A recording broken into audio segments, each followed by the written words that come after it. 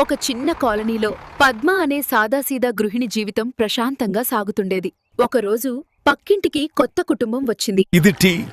కొత్తగా వచ్చారుగా? ధన్యవాదాలక్కా. అలా మొదలైన పరిచయం త్వరలోనే మంచి స్నేహంగా మారింది. నాక్కూడా నేర్పించాలి ఈ కూర. ఖచ్చితంగా అక్క. చిన్న చిన్న విషయాల్లో ఆనందం పంచుకునే రోజులు. కానీ ఆ ఆనందం ఎక్కువ రోజులు నిలవలేదు. సురేష్ ఉద్యోగం కోల్పోయాడు. మద్యం, అనుమానం, కోపం అవి కలిసి కీర్తి జీవితాన్ని నరకంగా మార్చాయి. తెలిసినా భయంతో ఎవ్వరూ ముందుకు రాలేకపోయారు. ఒకప్పుడు నవ్విన అమ్మాయి ఇప్పుడు తాను కోల్పోయింది. ఒక రాత్రి పరిస్థితి అదుపుని.